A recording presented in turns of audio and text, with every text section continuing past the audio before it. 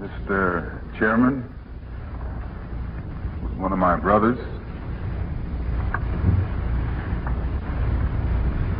ladies and gentlemen, brothers and sisters, I'm very honored, I feel very honored, it's an honor to me to be able to come back to the Militant Labor Forum again this evening. It's my third time here. I was just telling my brother up here that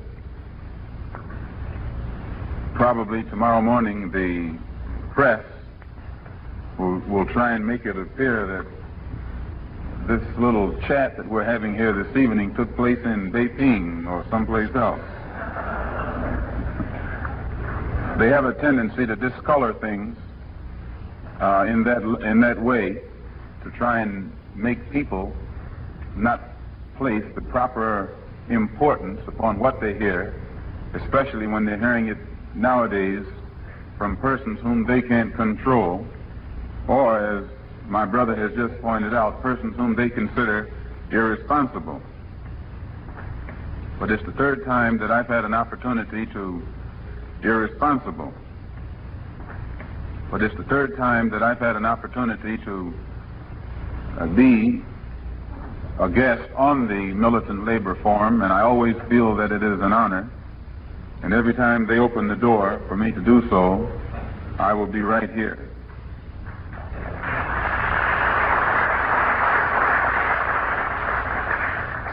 The Militant newspaper is one of the best in New York City. In fact, it's one of the best everywhere you go today, because everywhere I go, I see it. I saw it even in Paris about a month ago. They were reading it over there, and I saw copies of it in some parts of Africa where I was during the summer. I don't know how it gets there, but if you put the right things in it, what you put in it, we'll see that it gets around.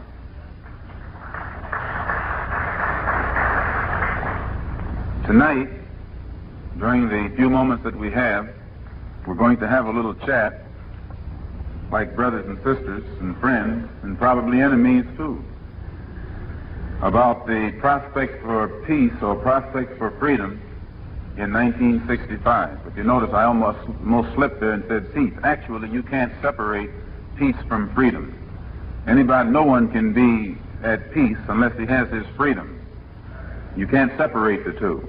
And this is the thing that makes 1965 so explosive and so dangerous. The people in this country who in the past have been at peace and been peaceful were that way only because they didn't know what freedom was. They let somebody else define it for them.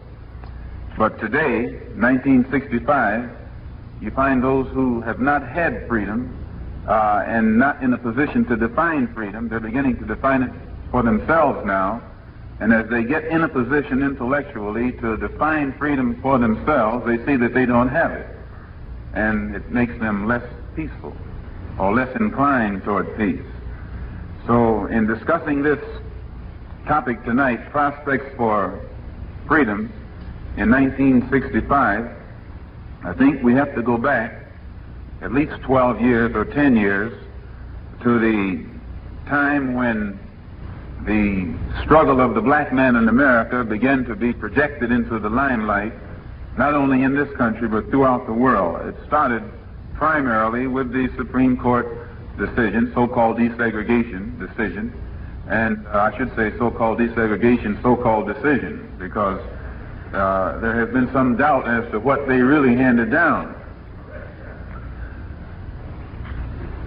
One of the main ingredients in the struggle of the black man in America for the past 12 years has been the black Muslim movement. No one can deny the role that the black Muslim movement has played in America during the past 12 years, has been one of the main ingredients in the stepped up militancy on the part of black people throughout this country. No matter what direction the black Muslim movement itself was headed in, no matter what its own organizational philosophy was, and no matter what other people thought about it, no matter what their personal opinions were of the black Muslim movement, still it cannot be denied that that movement, because of its uncompromising stand and uncompromisingly militant approach to things forced other civil rights organizations to be more militant than they normally would have been, and forced many of the civil rights leaders definitely to be more militant than they ever would have thought of being. So the militancy of the black man in America during the past 10 years, in my opinion, can be traced largely to the existence and presence of the movement, which I'm referring to now for purpose of identification as the Black Muslim movement. Its contribution to the black struggle for freedom in this country was militancy. It made many of our people dare to get loud for the first time in 400 years. Many of the black leaders of the civil rights movement dare to get loud for the first time. I mean really loud for the first time in nearly 400 years of our being in this country. They got more militant than they intended to be, and they made many of the people become more militant than they intended for the people to be. It had a chain reaction effect that actually got out of control somewhat, because the leaders themselves never intended and never do intend for our people to go too far. Their primary purpose in our midst has always been to contain our struggle, not lead our struggle.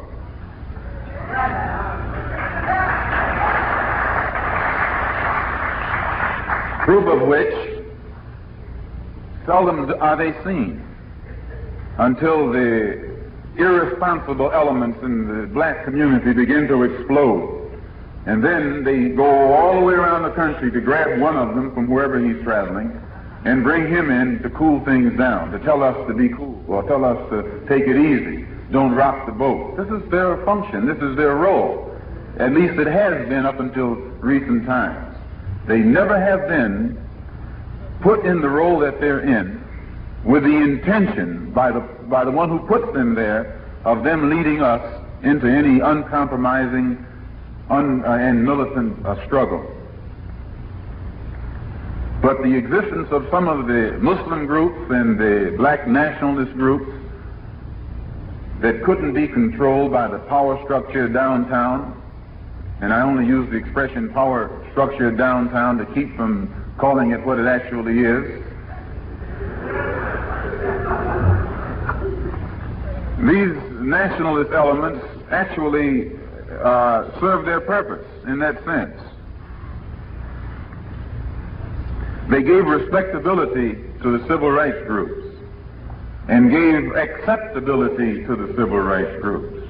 10 years ago or more, the NAACP was looked upon as a radical, leftist, almost subversive movement. And then when the Black Muslim movement came along, the power structure said, thank the Lord for Roy Wilkins and the NAACP.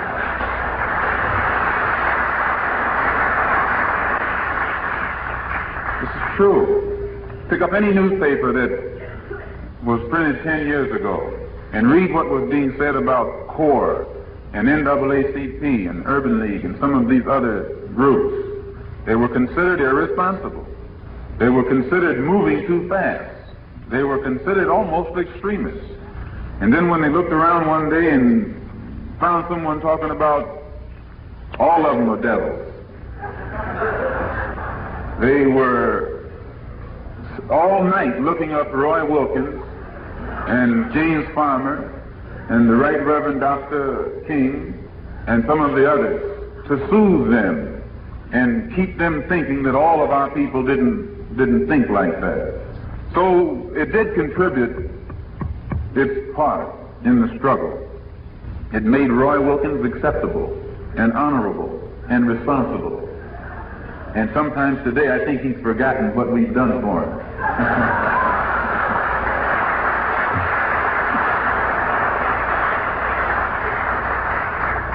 This is one of the reasons why Tom Mboya has lasted so long in Kenya.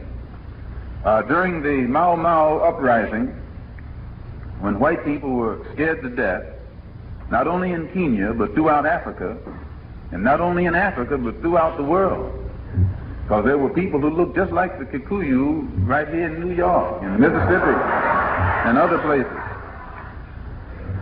When Mau Mau was on the rampage and Jomo Kenyatta was given the image of a monster, because his own image was so ghastly in the sight of whites, the image of Tom Mboya immediately became acceptable. Because Kenyatta seemed to be so irresponsible, Mboya became responsible. He became acceptable, responsible, and made everybody happy. So they supported him. They backed him up, made him prominent throughout the world.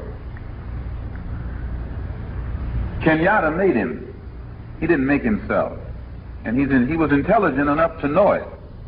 So when Kenyatta got out, he supported Kenyatta. He realized that the contribution of Kenyatta made him what he was. And because he was intelligent enough, he was blessed with sufficient insight to see the role that Kenyatta and the Mau Mau played in his own prominence, an image of respectability and acceptability. He continued to support Kenyatta, and today he's still a part of Kenyatta's government. And I must take time right here to point out that that's a good study in itself. It took the Mau Mau to bring independence not only to Kenya, it took the Mau Mau to bring independence to most of Africa. When a man is sad over his miserable condition, he does nothing to change it. Sadness doesn't change anything. It's only when he gets mad that he changes it. It takes madness to change it. One of the things I noticed when I was in Africa traveling around, I noticed many Africans who were still colonized, still exploited, still oppressed. And one of the things all of them had in common was they seemed sad. They would discuss their sad plight, but they weren't ready to really do anything to change it. They seemed to be waiting on some miracle. But the contrasting difference between them and what happened in Kenya, the Kikuyu got mad. They just didn't care what the consequences were. They cared nothing about legality, morality, or anything. All they knew was that they were being oppressed unjustly, illegally, immorally. And because of this unjust, illegal, immoral oppression that they were suffering, they came to the conclusion that they would be within their rights to bring it to a halt by any means necessary. And they adopted those means. When they began to use these means in their struggle for freedom, the press of the West began to project them in a very negative image. They were freedom fighters. They were African patriots fighting against oppression. They weren't fighting against a legal government.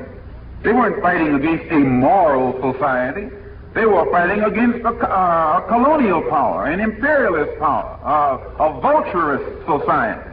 And this vulturous society, with its control of the press and its allies here in the United States, who also control much of the press, projected these freedom fighters, these African patriots, in the image of savages, cannibals, terrorists, some as criminals, actually. And they projected Jomo Kenyatta in an image worse than all. But the Mau Mau weren't image conscious. They weren't status seekers. They weren't social climbers. They wanted freedom. And they came to a conclusion at a point in their journey that the only way there was to get it was the way they did it. And they got it. I admire them for that. I respect them for that.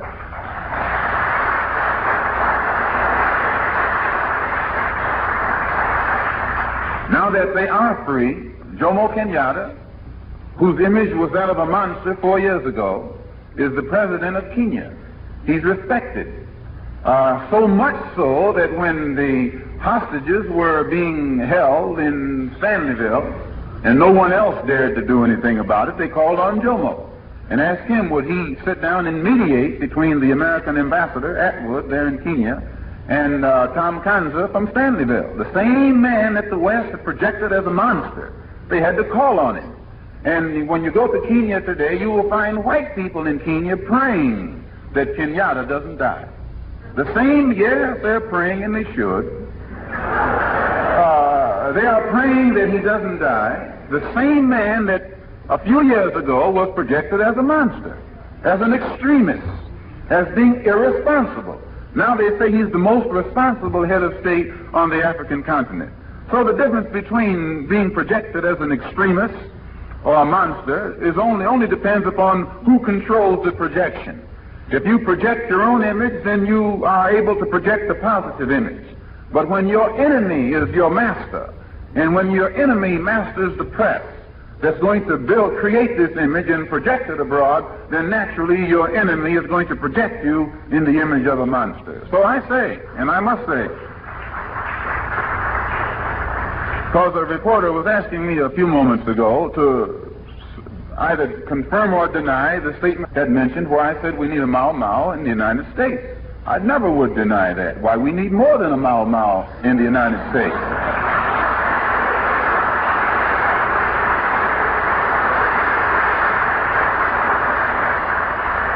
I mean, actually, a person have a lot of nerve to ask me that. In a society, I'm deviating now because they put me off the track. I got to deviate.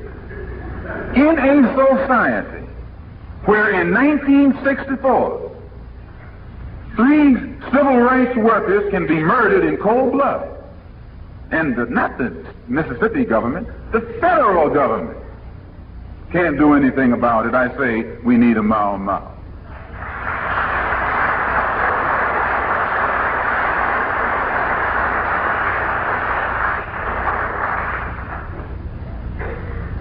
When a Negro educator can be murdered in Georgia, and they know who murdered him, and the government can do nothing about it, I say we need a Mau Mau.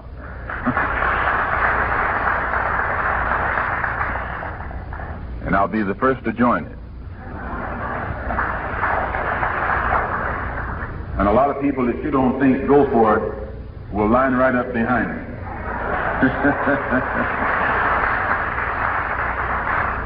So getting back to the black Muslim movement,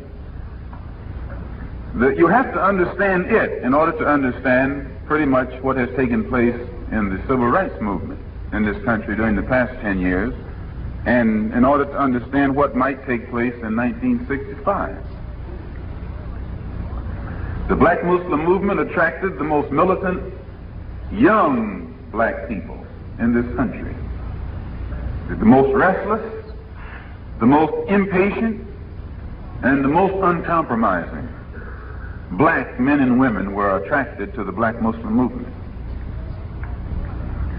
But the movement itself, as it began to grow, actually was maneuvered into a vacuum, in that it represented itself as a religious movement, and the religion under which it identified itself was Islam, and the people in the part of the world who also identified that as their religion did not accept the black Muslim movement as a bona fide Islamic or Muslim movement. They never did accept it as that. So it was put in the position of going by a religion that rejected it, which put it into a vacuum or made it a religious hybrid. On the other hand, the government in Washington, I guess that's where it is,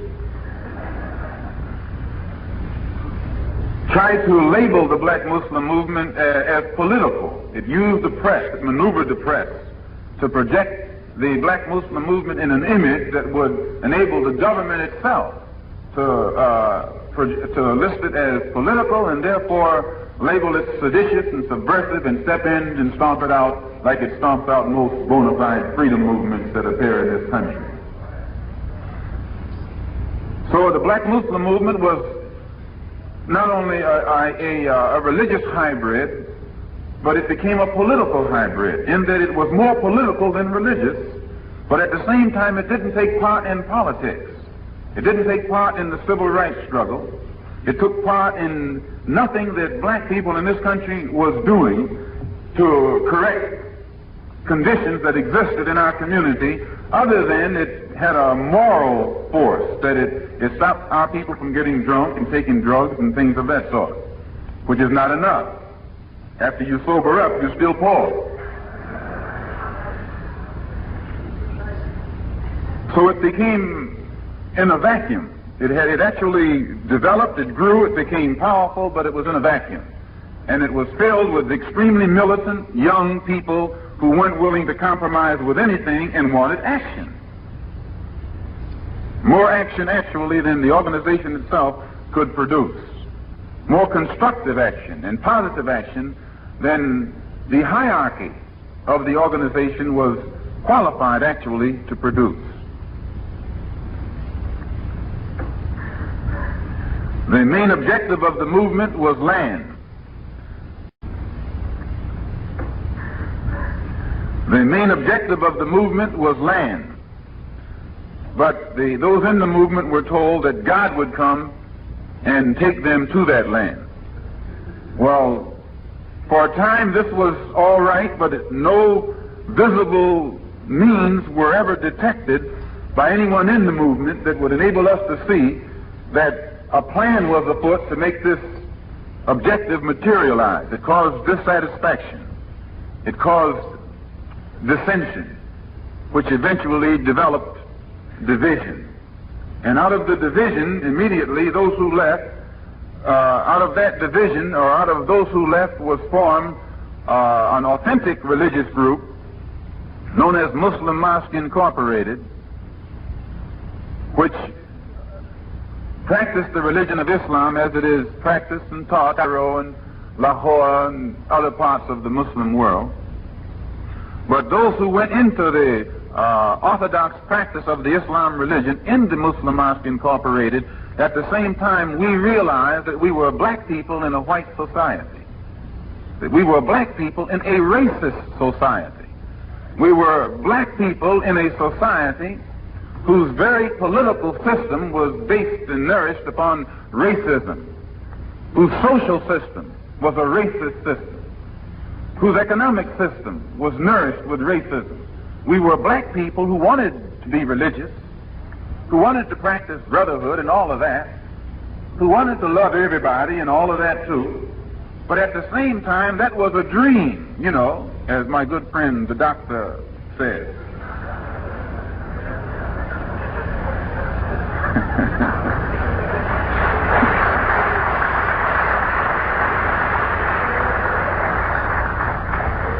So wanting brotherhood and wanting peace and wanting all these other beautiful things, we had to also face reality and realize that we were in a racist society that was controlled by racists from the federal government right on down to the local government, from the White House right on down to City Hall. Racism was what we were confronted by. So we knew that this was a problem that was beyond religion, and we formed another organization that was non-religious. And this organization was called the Organization of Afro-American Unity, or the OAAU.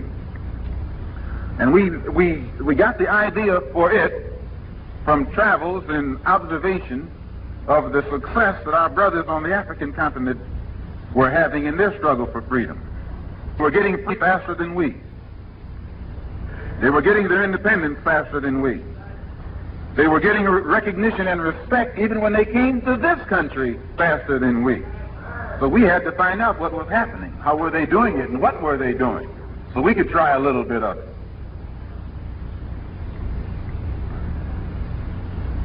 On the African continent, the imperialists, the colonial powers had always divided and conquered. They had practiced divide and conquer. And this had kept the people of Africa and Asia from ever coming together. So on the African continent had appeared an organization known as the OAU, or Organization of African Unity. And this had been put together by a group of highly skilled African intellectuals and politicians. And it was designed to make the African heads of state, who had been kept apart and divided from each other by differences, petty differences, personal differences. This organization provided an atmosphere in which these heads of state could submerge their differences and work together in areas where they could agree toward a common objective. And since we in America were confronted with the same divisive tactics from our enemy, we decided to call ours the Organization of Afro-American Unity, which would be designed after the letter and spirit of the Organization of African Unity. In fact, we considered ourselves an offspring of our parent organization on our mother continent.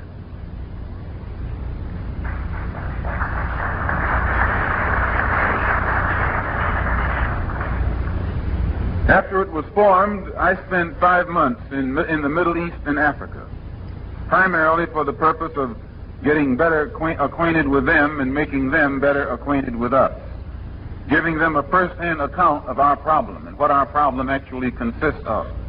When I first got there in July, I found some of them difficult to talk to.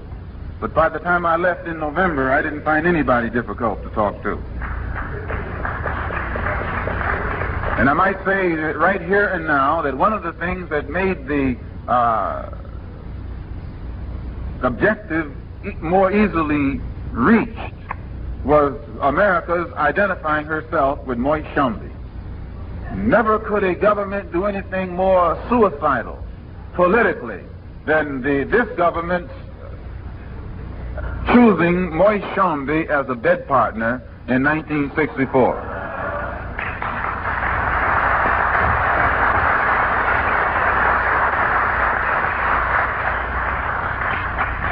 And the offspring of that adulterous act will be something that they never will be able to put under the rug.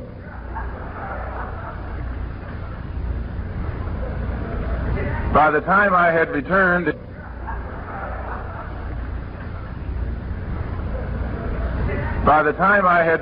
in last month, the Muslim Mosque Incorporated had received official recognition and support by all of the official religious bodies in the Muslim world, and the Organization of Afro-American Unity had also received recognition and support from all of the African countries where I visited, and most of those where I didn't visit.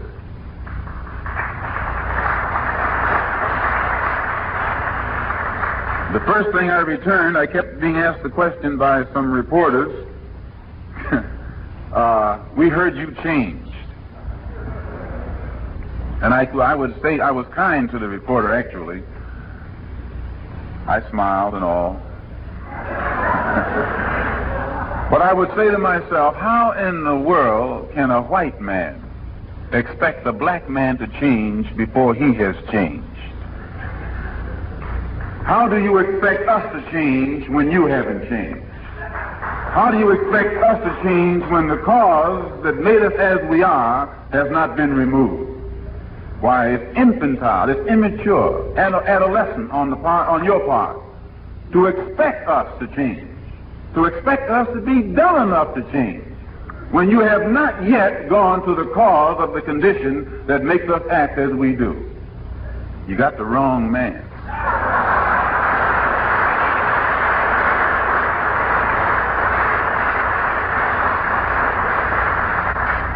It's true, I'm a Muslim, and I believe in brotherhood, and I believe in the brotherhood of all men, but my religion doesn't make me a fool.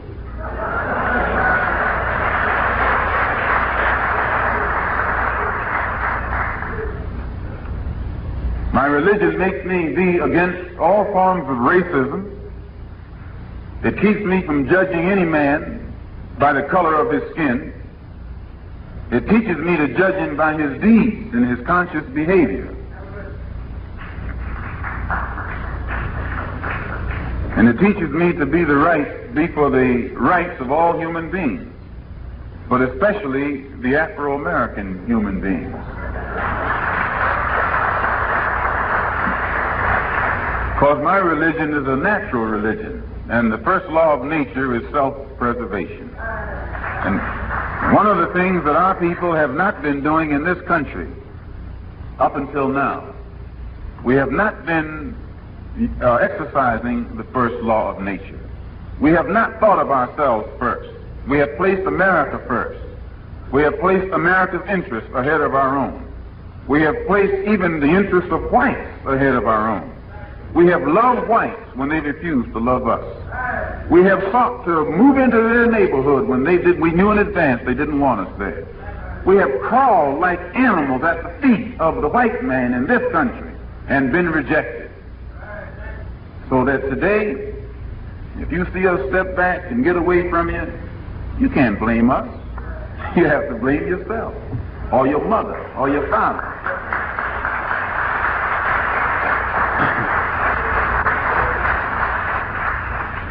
If you don't want to accept the blame yourself, then put it on your mother and your father.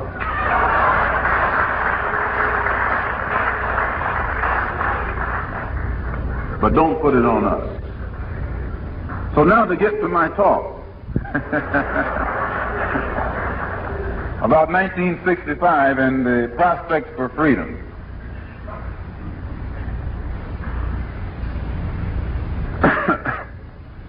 In 1964, oppressed people all over the world, in Africa, in Asia, in Latin America, in the Caribbean, made some progress.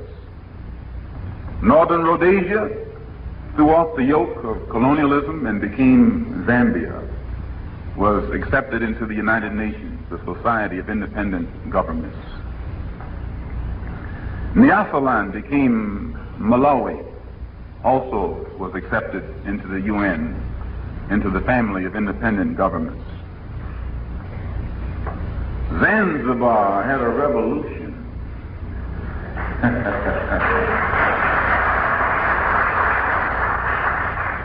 They threw out the colonialists and their lackeys, and then united with Tanganyika, what is now known as the Republic of Tanzania, which is progress indeed. I was there. It's one of the most beautiful countries and the best people that I was with. My good friend Abdurrahman Mohammed Babu was one of the architects of the revolution, and I find him to be a most highly enlightened human being and a humanitarian and a lover of freedom. Also in 1964, the oppressed people in the South Vietnam area and that entire East Asia area were successful in fighting off the agents of imperialism. All the king's horses and all the king's men haven't enabled them to put North and South Vietnam imperialism. All the king's horses and all the king's men haven't enabled them to put North and South Vietnam back together again.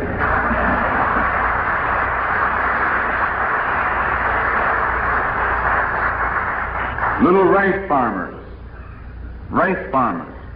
peasants with a rifle, and all the weapons of warfare, highly mechanized, jets, napalm, battleships, everything else. And they can't put those rice farmers back where they want them. Somebody's waking up. In the Congo also, the People's Republic of the Congo, headquartered at Stanleyville, fought the war for freedom against Chombi, who was an agent of Western imperialism. And by Western imperialism, I mean that which is headquartered in the United States, in the State Department.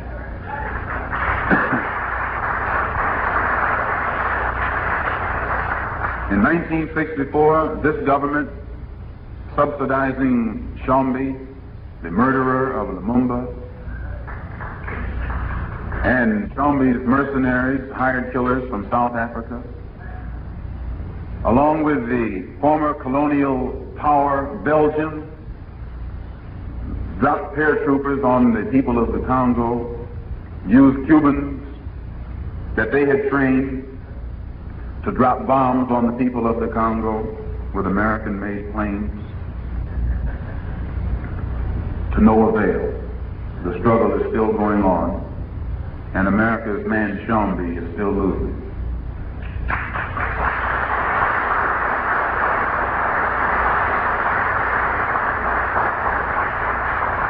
All of this in 1964. Now, in speaking like this, it doesn't mean that I'm anti-American. I'm not. I'm not anti-American or un-American. And I'm not saying that to defend myself, because if I was that, I'd have a right to be that after what America has done to us. This government should be lucky that our people aren't anti-American. They should get down on your hands and knees every morning and thank God that 22 million black people have not become anti-American.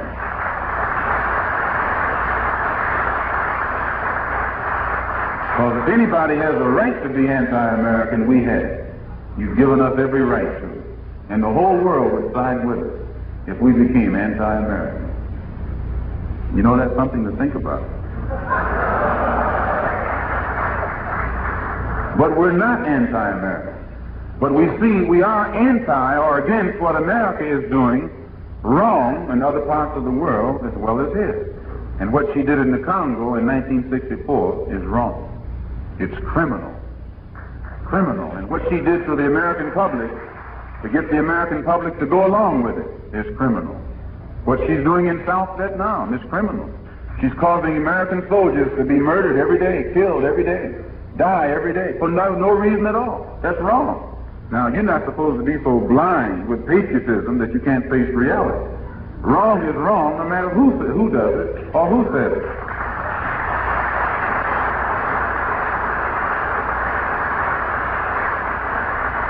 Now, if I'm anti-American for saying that, then Wayne Morris is anti-American.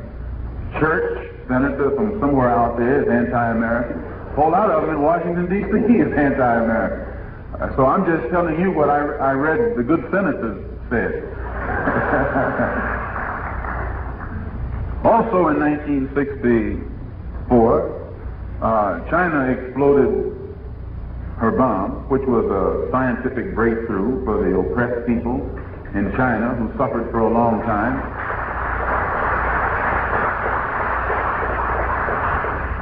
I, for one, was very happy to hear that the great people of China were able to display their scientific advanced knowledge of science to the point where a country that is so backward, as this country keeps saying, and so, you know, behind everybody and so poor, could come up with an atomic bomb. Why, I had to marvel at that.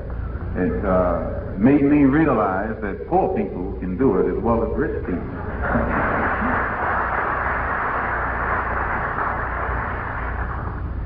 So all of these little advances were made by oppressed people in other parts of the world during 1964. These were tangible gains. And the reason that they were able to make these gains, they realized that power was the magic word. Power against power. Power in defense of freedom is greater than power in behalf of tyranny and oppression.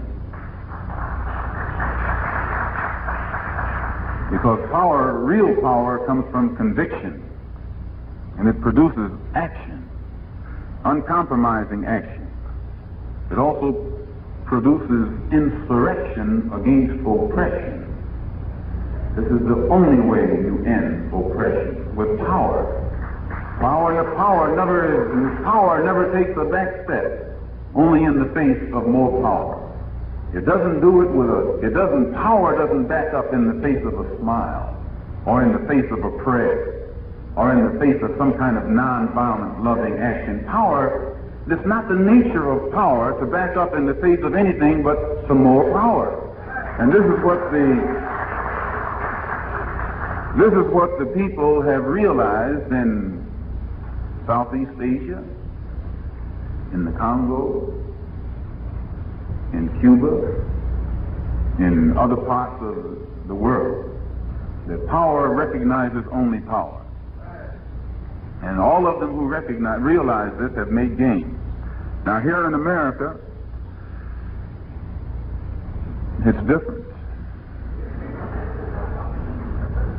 When you compare our strides in 1964 with strides that have been made forward by people elsewhere all over the world, Only then can you appreciate the great double cross experienced by black people here in America in 1964. The power structure started the new year out the same way they started that out in Washington the other day. Only now they call it, what's that, the Great Society?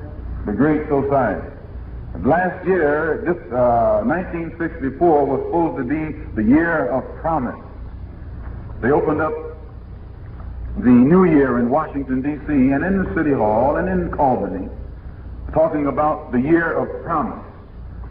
Promise that black people would make advances in education, we'd get better schools, better school facilities, better teachers, that jobs would open up, there would be less black people in the unemployment line, that in areas of the South where we formerly had not been able to vote, we would be able to register and vote, that we would become socially acceptable to those who in the past did not consider us socially acceptable. But by the end of 1964, we had to agree that instead of the year of promise, instead of these promises materializing, they substituted devices to create the illusion of progress. And 1964 was the year of illusion and delusion. We received nothing but a promise. We received nothing that would actually solve the problems that we were confronted by in January of 1964. In 1963, they had used a trick. One of their devices to let off the steam of frustration was the March on Washington. They used that to make us think we were making progress. Imagine marching to Washington and getting nothing for it whatsoever. But it shows you how shrewd the power structure is. It relates the people through the leaders, as long as the people believe in the leaders. In 63, it was the March on Washington. In 64, what was it? The Civil Rights Bill. Right after they passed the Civil Rights Bill, they murdered a Negro in Georgia and did nothing about it. Murdered 2 whites and a Negro in Mississippi and did nothing about it. So that the Civil Rights Bill has produced nothing where we're concerned. It was only a valve, a vent, that would enable us, that was designed to enable us to let off our frustration. But the bill itself was not designed to solve our problem.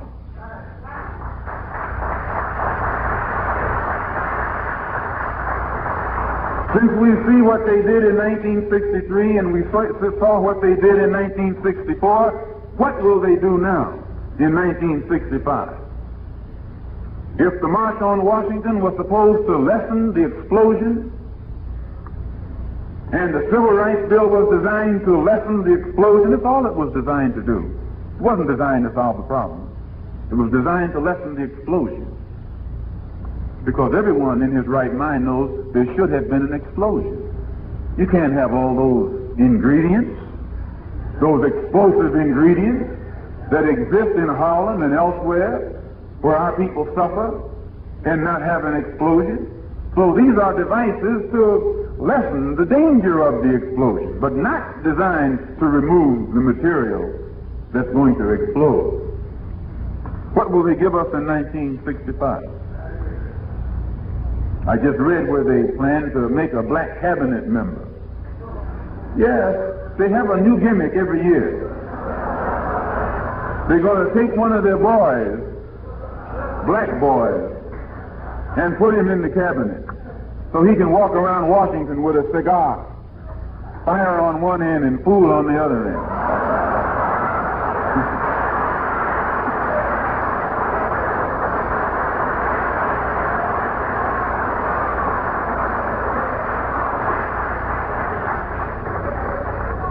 And because his immediate personal problem will have been solved, he will be the one to tell our people, look how much progress we're making. I'm in Washington, D.C. I can have tea in the White House. I'm your spokesman. I'm your leader. While our people are still living in Harlem in the slums, still receiving the worst form of education and the worst facilities in which to try and educate our children. This is the device that they will use. They'll make a black cabinet member. I read that's one of the gimmicks that they got going. But will it work? Can that one whom they are going to put down there step into the fire and put it out when the flames begin to leap up? When people take to the streets in their explosive mood, will that one that they're going to put in the cabinet be able to go among those people? Or they'll burn him faster than they burn the ones who've been in.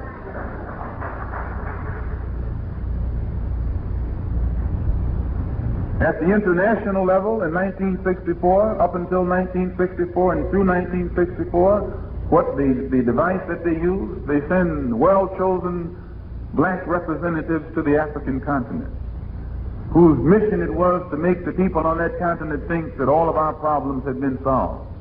They went over there as apologists. I saw some of them, trailed some of them, saw the results that some of them had left there. But their prime mission was to go into Africa, which is the most vital country to the United States interests. So these Toms, you're not supposed to call them Toms nowadays, they're sue you.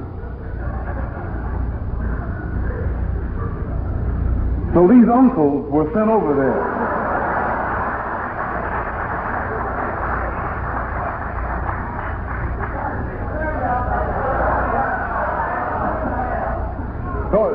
Don't bother the man. He's doing his job.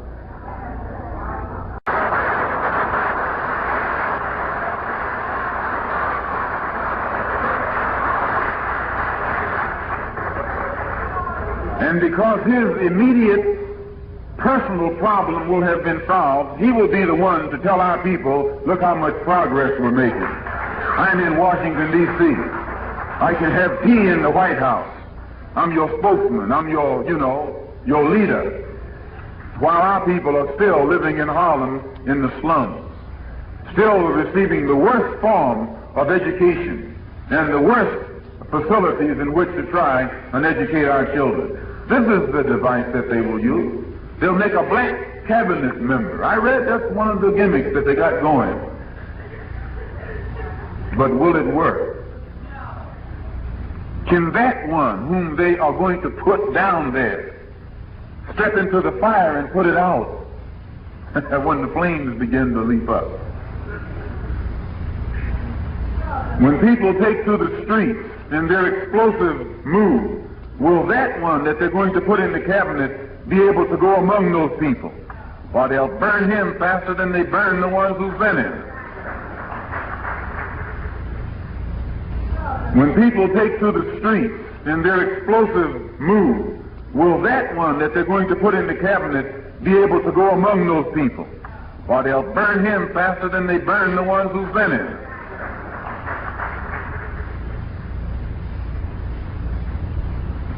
At the international level in 1964, up until 1964 and through 1964, what the device that they use, they send well-chosen black representatives to the African continent, whose mission it was to make the people on that continent think that all of our problems had been solved.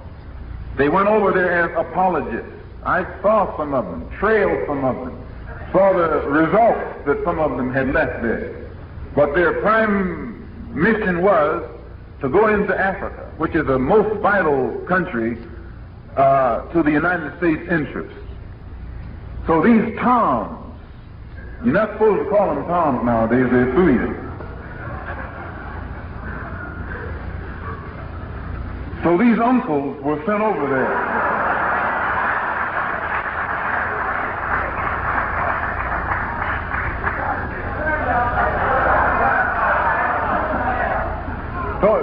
Don't bother the man. He's doing his job.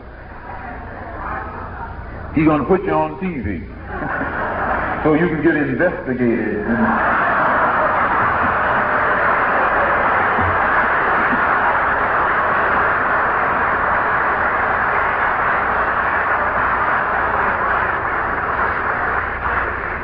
So these Toms don't go to Africa actually because they want to explore or learn something for themselves. broaden their scope or communicate between between their people and our people over there, but they go primarily to represent the United States government.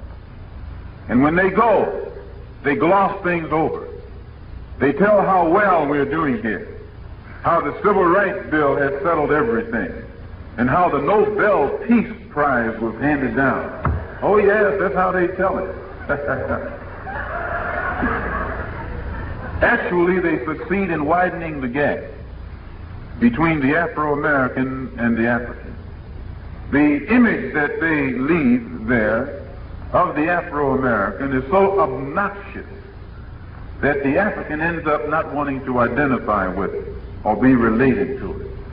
And it is only when the nationalist-minded, African nationalist-minded, or black-minded Afro-American goes abroad to the African continent and establishes direct lines of communication and lets the African brothers over there know what is happening over here and know that our people are not so dumb that we are blind to our true mission and position in this structure. Then the Africans begin to understand us and identify with us and sympathize with our problems, and to the point where they are willing to make whatever sacrifice necessary to see that their long-lost brothers get a better break than we've been getting up to now.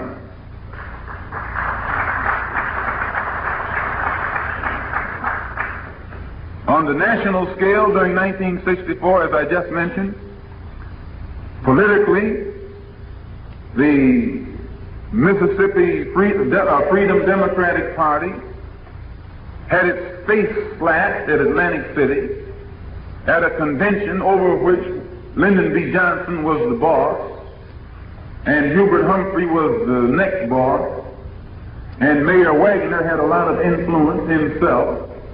Still, none of that influence was shown in any way whatsoever when the hopes and aspirations of the people, the black people of Mississippi, were at stake.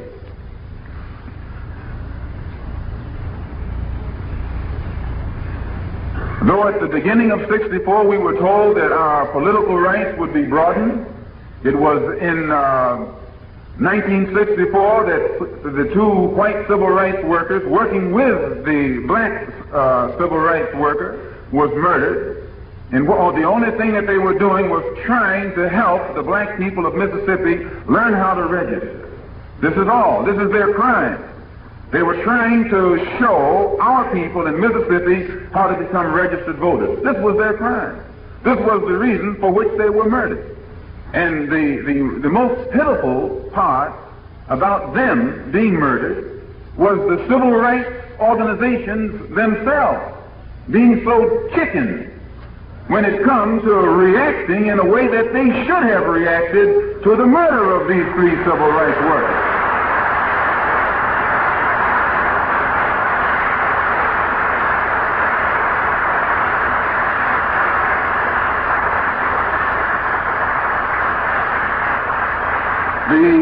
The civil rights groups sold those three brothers out. Sold them out. Sold them right down the river because they died, and what has been done about it? And what voice is being raised every day today in regards to the murder of those three civil rights workers? It has been forgotten. You hear nothing else about it. And the only time it comes up is when J. Edgar Hoover calls one of the Negro leaders a liar. And then another argument starts in motion, and they then ask, what about the brothers who got murdered? But when it comes to the murder itself, it's forgotten, gone by, glossed over, and nothing has been done about it. So this is why I say, if we get involved in the civil rights movement and go to Mississippi or any place else to help our people get registered to vote, we intend to go prepared.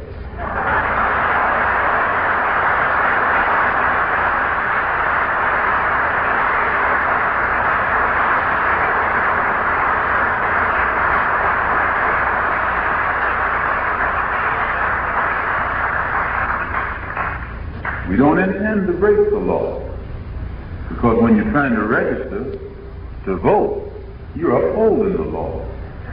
It's the one who tries to prevent you from registering to vote who's breaking the law. And you got a right to protect yourself by any means necessary.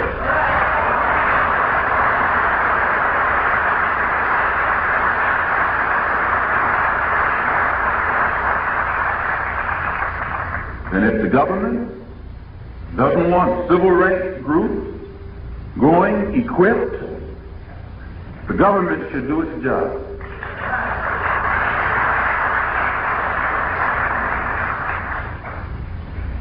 Concerning the Harlem incident that took place during the summer, when the citizens of Harlem were attacked in a pogrom, how do you pronounce that word? Pogrom?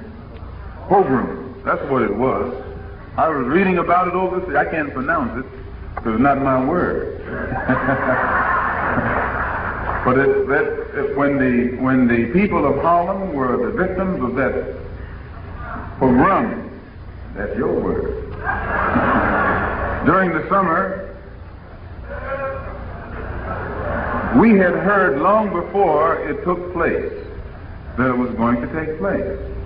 We had gotten the word that there were elements in the power structure that were going to incite a riot, something in Harlem that they could call a riot, in order that they could step in and be justified in using whatever measures necessary to crush the militant groups, which were still considered in the embryonic stage.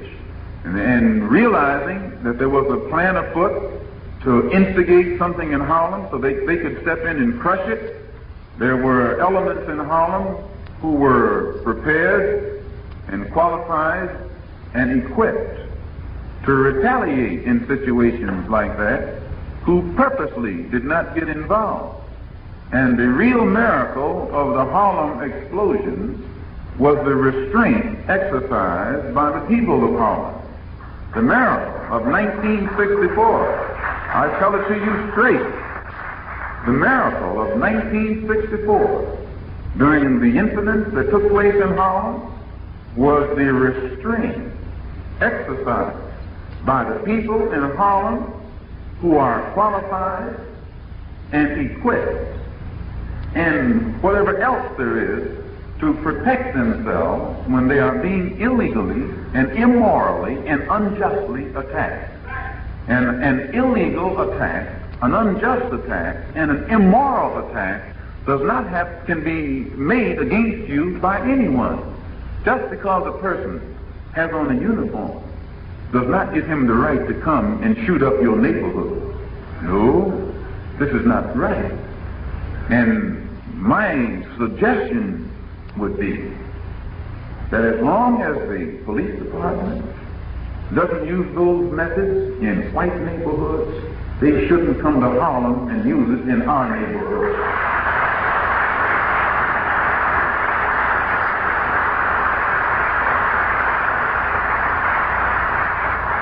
I wasn't here. I'm glad I wasn't here, because I'd be dead. They'd have to kill me. I'd rather be dead than to let someone walk around my house or in my neighborhood shooting it up where my children are in the line of fire. Either they die or I die.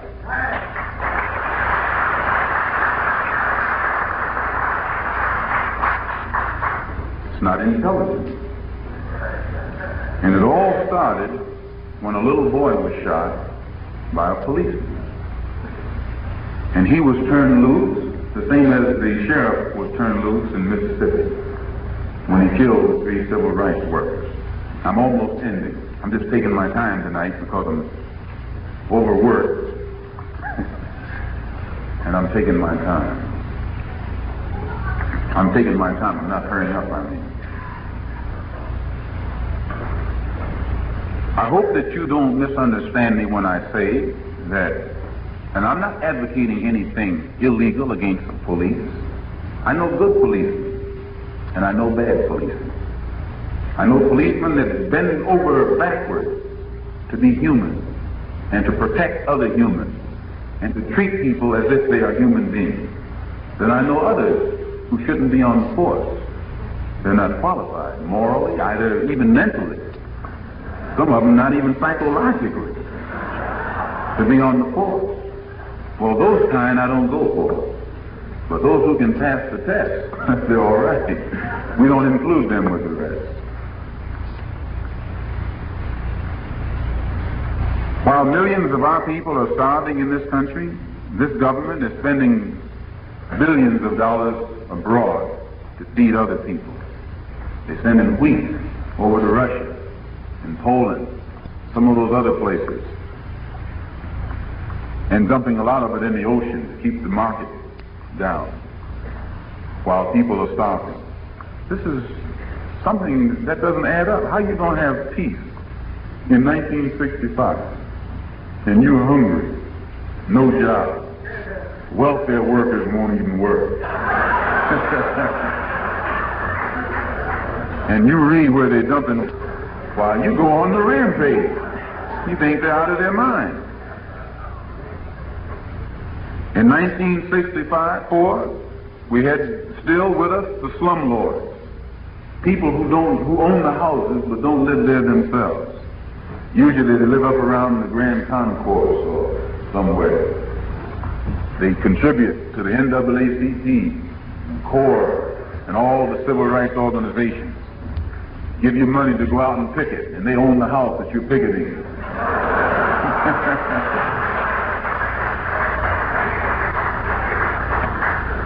And this bad housing conditions that continue to exist up there, they keep our people the victims of health problems. High infant and adult mortality rate. It's higher in Harlem than any other part of the country or part of the city. They promised us jobs and gave us welfare checks instead. We're still jobless. We're still unemployed. The welfare is taken care of, making us beggars, robbing us of our dignity, of our manhood.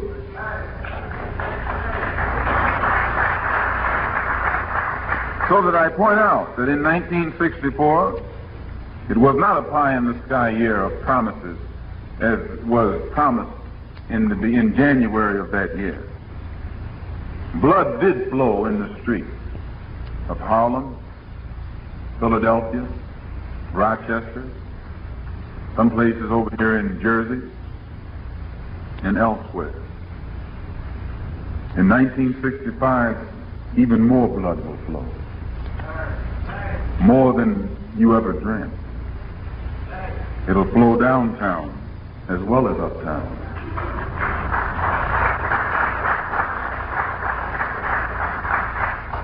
Why? Why will it flow?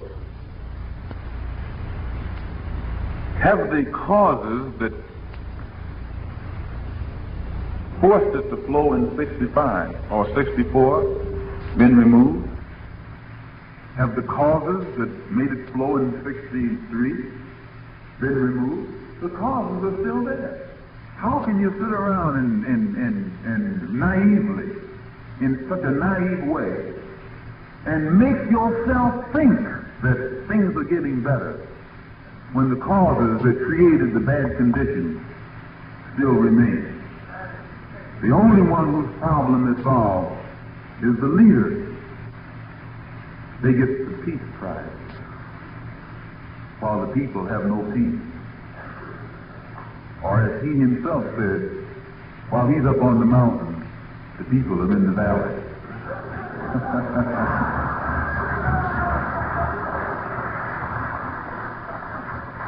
I'm going to tell you why it's going to flow. And then bring my little talk to a close. In 1964, 97% of the black American voters supported Lyndon B. Johnson, Hubert Humphrey, and the Democratic Party. 97%. No one minority group in the history of the world has ever given so much of its uncompromising support to one candidate and one party in the history of the world. No one people, no one group has ever gone all the way to support a party and its candidate as did the people, the black people in America in 1964. Look how many people voted for Goldwater. Over 26 million. Why, when you deduct the non-white people from the total white population, you'll find out that white people were almost evenly divided between Goldwater and Johnson. Yes. Go get the total number of voters in this country and find out how many of them are white. Deduct the non-whites, the Puerto Ricans, and the Negroes and the others, and you'll find out that white people didn't support Johnson like they want to brag that they did. The non-whites went for him 97%. And the first act of the Democratic Party, Lyndon B. included, in 1965, when the representatives from the state of Mississippi, who refused to support Johnson, came to Washington, D.C., and the black people of Mississippi sent representatives there to challenge the legality of these people being treated, what did Johnson say? Nothing. What did Humphrey say? Nothing. What did Robert Pretty Boy Kennedy say? Nothing. Nothing. Not one thing. These are the people that black people have supported. This is the party that they have supported. Where were they when the black man needed them last couple of days ago in Washington, D.C.? They were where they always are, twiddling their thumbs someplace in the pool room or in the gallery. So black people in 1964 will not be controlled by these Uncle Tom leaders. You believe it? They won't be held in jail.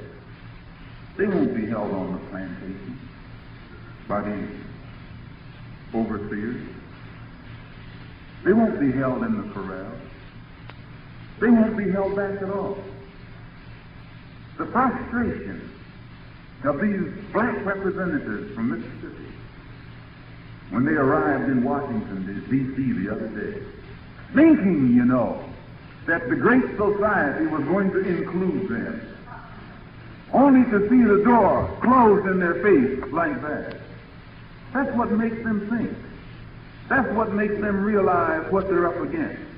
It is this type of frustration that produced the Mau Mau. They reached the point where they saw it takes power to talk to power. It takes power to make power respected. It takes madness almost to deal with a power structure that's so corrupt. So corrupt. So in 1965, we should see a lot of action. Since the old methods haven't worked, they'll be forced to try new methods. If you read the article in this week's U.S. News and World Report, which is not the best magazine in the world, where it does tell, though, that the Big Six, they call themselves the Big Six, the leaders of the black community who have been endorsed by the white community, the Big Six, they themselves are turning to Africa. Dr. King, Farmer, all of them are admitting that the problem of the black man in America is inseparable from the problem of the African. Dr. King and Mr. Farmer and the others, Roy included, Uncle Roy, are admitting that the problem of that the black man cannot get dignity in America until the black man has dignity on the mother continent. They're admitting this. They're admitting that the roots of the black man in America are still in Africa. They're admitting this. I was shocked to see them admit so much, so soon, so publicly. I was shocked to see that they will say in public what they've always agreed to in private. I was shocked. But it shows that they themselves are undertaking a revolutionary approach to the problem. They're beginning to see that the problem of the black man in America no longer is a Negro problem or an American problem. It's a world problem. When they begin to identify our struggle with the struggle of the brothers on the mother continent, then these big six, Uncle Roy, are seeing the necessity of internationalizing the problem. Now, either they have to deny it or confirm it. But I don't think this magazine would say all what it has said and quote them too. Here it has Dr. King saying, there is a growing willingness among U.S. Negroes to identify with the Africans. There is a sense of pride as American Negroes see positions of importance in the United Nations, accorded courtesies which American Negroes are not accustomed to receiving in their own country. Dr. King taught. He was up on the mountain. And they're beginning to see that the only way the black man in this country will ever get any solution to his problem, it will have to be a solution which the government in Washington has no hand in. Because the government can't solve the problem. The government consists of crackers from Mississippi and Georgia and Alabama and Arkansas and Texas.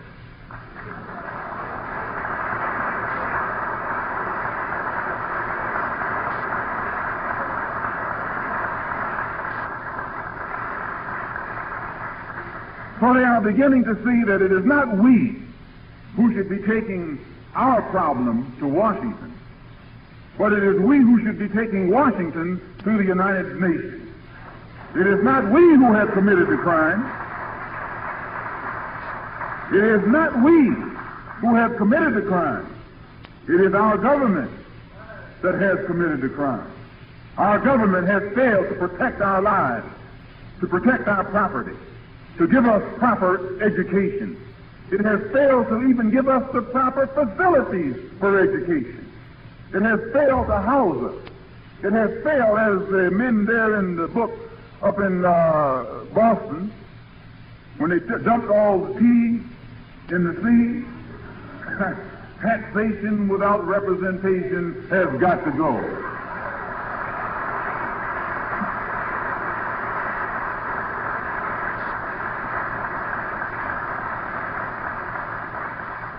So I say in my conclusion, to read from another newspaper, many of you say, well, would we have the right to take the problem of the black man in this country before the UN? I say yes, because here it says, this was in the Post a couple days ago. The Post is a New York paper, represents itself as liberal,